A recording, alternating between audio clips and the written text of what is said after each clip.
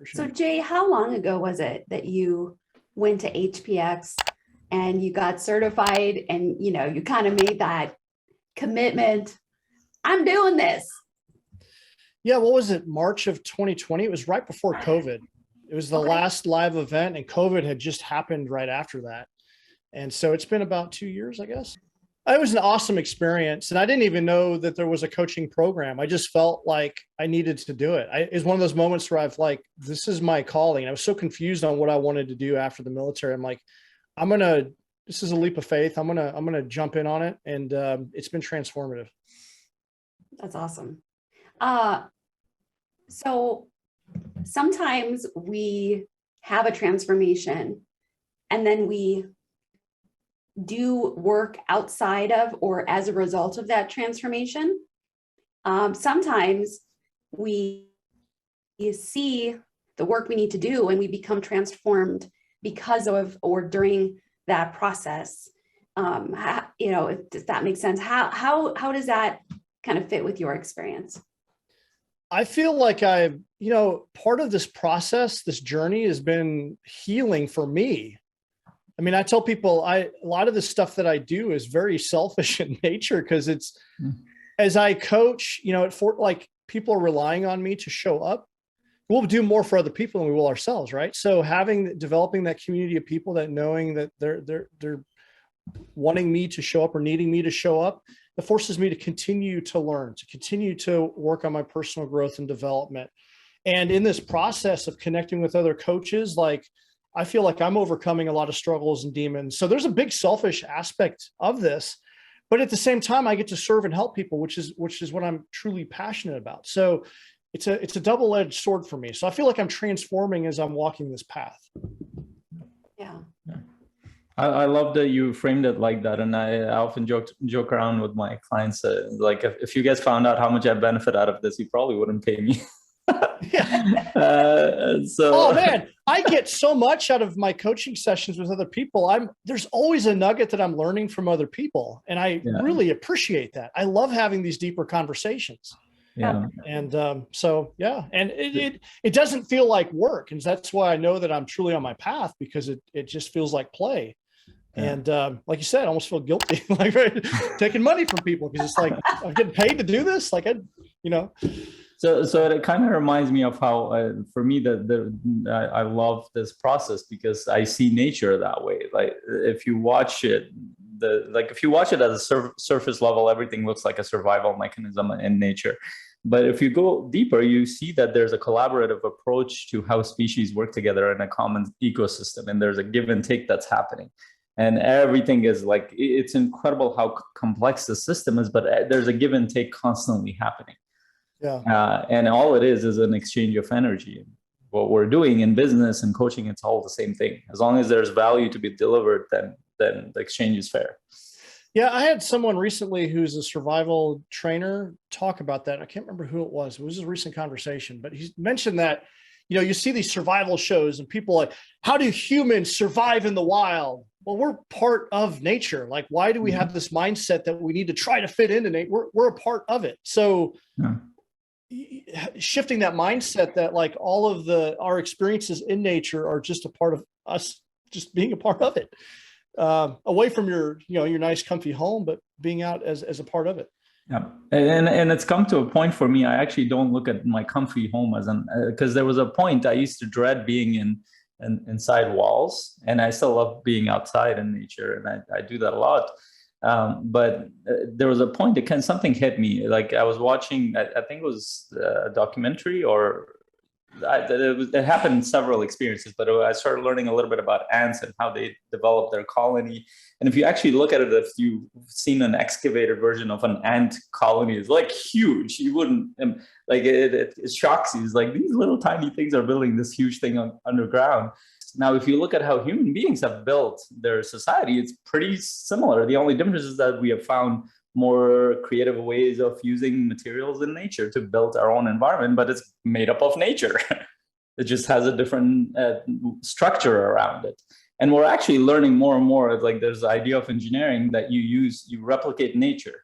we're going more and more towards that with renewable energy, with the way we structure our environments, to creating things, because we're learning more and more how nature operates. So eventually, the way I see things, and when you look at futuristic visionaries, they see is that you couldn't, at some point, if a civilization gets so advanced, you couldn't even tell the difference between the natural world and them, and they're so integrated if they survive their growth as a civilization. So I look at the whole thing as an integrated part of nature. To me, it kind of helped me in that sense, to feel like I'm a part of everything, rather than, oh, I'm in this separate human thing that I've built. Well, it all comes from the same thing, same basic matter and energy. But I do want to go back to, so it was interesting because I got connected to you, Jade, through the CHPC world, and you had some questions around facilitation. You were delivering a speaking you had a speaking engagement, and I think it was a military, in the military world.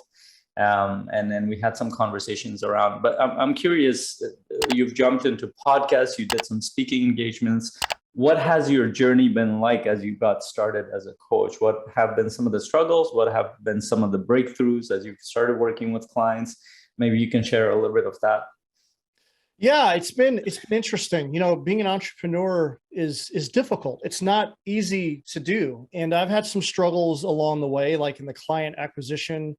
You know, how do you acquire clients? How do you get people to invest in themselves? Because I remember the first time that I joined a paid Facebook group, it took me like a couple months to really wrap my head around this. Like, why would I pay to join a free Facebook group? And then when I finally made the decision to do that and I got involved in coaching, I'm like, oh my gosh, this is transformative.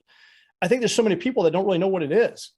And so I guess to answer your question, you know, it started off with getting certified, wrapping my head around the content.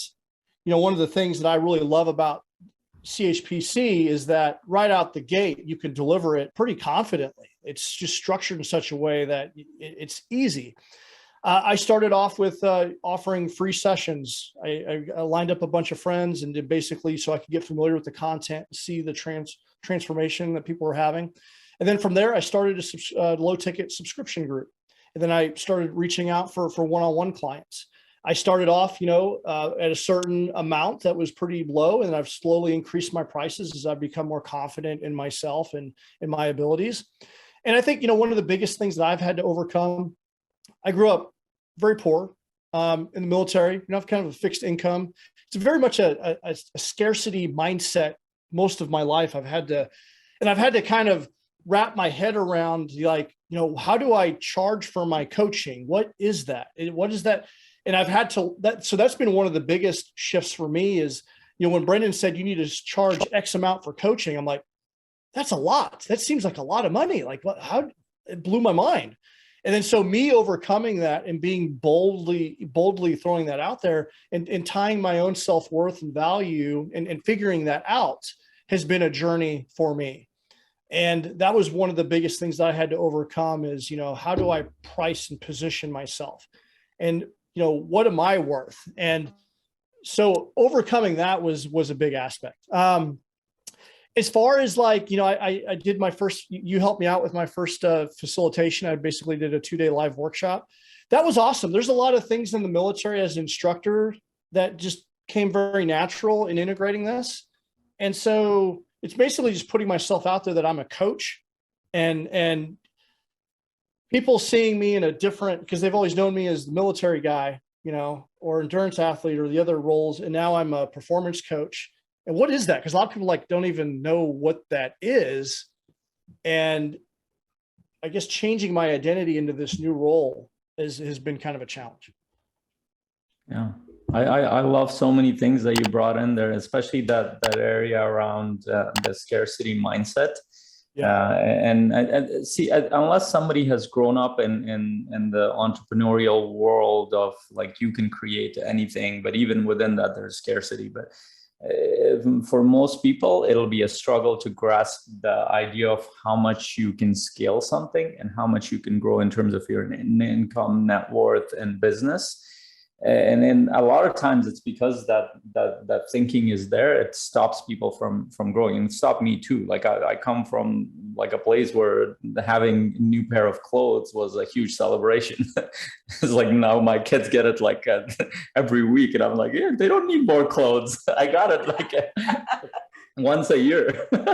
Maybe, and usually that would be from my older brother. Hand-me-downs, And my parents did their, but to us that was abundance in a sense in that world. But as soon as you take that, like coming from that world to watching people like, how does this, like, it boggles, like, I know this is for people who grew up in the Western world, it's very normal to see like going to malls and buying things constantly. That's not what happens in most of the rest of the world. People don't actually go, other than like basic necessities, people don't go always and buy things. Or at least at the time that I was living, we didn't do that. Like buying was like a very, like getting a new gadget was like, it needed to have a lot of planning and needed to have all sorts of things in place. And I'm shocked by how my parents even handled all that stuff. But then coming into this new world for me, and when I say new world, just even living in the Western world, I lived most of my life, adult life, in the scarcity mindset, similar in that sense that everything was a survival thing. And I imagine a lot of times for military people from the military, it might feel like that, is that everything is a survival thing related to thing. And I have a client who's in a couple of clients, but one of them who's in military, he has a company. And a lot of times when he describes it, I'm like, I literally have to repeat it. I'm like, it sounds like you're running a platoon. He's like, oh yeah. And then he has to kind of reorient his thinking. He's like, oh, they didn't come from my experience. They don't understand what I'm trying to do. And then they shift that. But the idea of anybody who's come from a background where they didn't have a lot, this is a huge challenge, because it's not that you can't make more, but you haven't even touched the possibility that you can make more and you can add that value, and you will always charge less. And that part is incredibly important. I'm curious, what because part of what you said was you heard Brendan say that, oh, you can charge this much, and into your mind you're like, that's a lot. But how did you overcome that? What was the work that you had to do? Well, I had conversations with some fellow coaches, and I had one session in particular with Kimberly Spencer, who's a fellow CHPC. Cool. And she really helped me. She said, because in her experience, she was doing same journey. And what she said to me was, it takes just as much effort to get a $100 paying client than it does a $10,000 paying client. Yeah. And I'm like, what does that mean? And as I have like went through this process, this is what I've learned. I'm passionate about helping people that are new to personal growth and development. Like this, my mastermind might be their first one. I might be their first coach, but there is that mindset shift of, you know, my mine's like, I have a $97 a month group. It's just like this huge thing for people to do that. But then I have other coaches that are paying, you know, top dollar for my fee for one-on-one. And they've worked with other coaches. They have abundance mindset. They don't even blink an eye. And it's orders of magnitude difference in pricing. And they show up. I show up better because they're, you know, paying the higher ticket. Just that money dynamic on both ends. Money is just a resource, but the mindset that goes around it is significant. And so that's one of the things that I've learned. And it took me boldly asking, having a coach get out of your head. This is what you need to charge. Go for it. Joy Devi, who's in the group here, we coached together. She was my coach. She really helped me as well. Overcome some of my money fear and some of the mindset, and just boldly throwing my price out there. And then I was shocked when people actually said, okay, and they sent me the money, and we had great sessions, and they got great transformation, and it felt really good. I'm like, okay, I could do this. I'm worth this. So it was huge. It was huge. That is awesome. Yeah. So it took a bit, but I'm walking down that path, I've learned a lot. And to me, that sounds like you had other coaches that supported you on your path.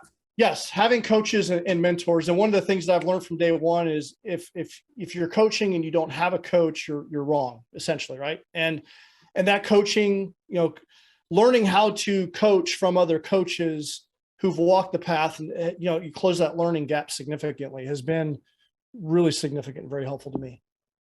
Yeah. And that's the part that we hold very dear. And one of the basic foundations of our community is that whoever joins the community, they have to be part of our coaching chain, which Yeah. means that that if it's just the three of us in here, I'm actually in this chain, I'm coaching Jay. So I'm coaching Jay and Jay is coaching Sherry, and Sherry would be coaching me. And basically we would coach each other, but we'd give each other feedback at the end.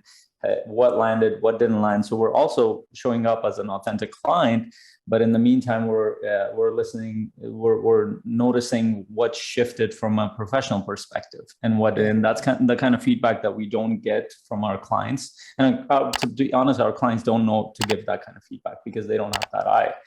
And that has actually helped me personally tremendously to see a reference of where I am in my coaching journey.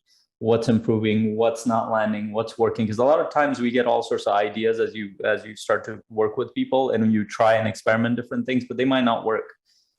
Even if you have a framework, like for example, we're all CHPC coaches on this call, but even with a framework-based system, you might try a couple of things because you're clunky, it doesn't land the right way, and your follow-up questions don't land the right way, or you weren't present, or you weren't fully listening, or you didn't notice the emotional changes that happen, variability that happen. You didn't, and these are the things that, unless you have consistent feedback, you won't know how you're growing. You might get the experience, but you might be just sticking to that one thing that works, or a couple of things that work, and you're missing a whole world of experience and knowledge in coaching that might not be available to you just with that experience.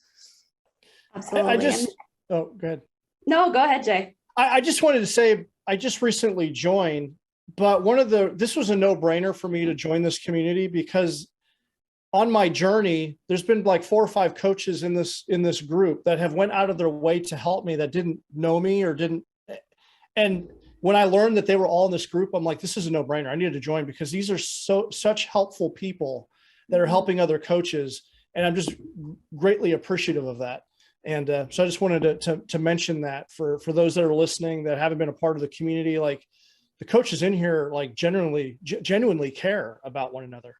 Thank you, Jay. We appreciate that, and I know that I think you're going to bring that same spirit to the community, because I think you were attracted by that energy because you Absolutely. are like that. Yeah.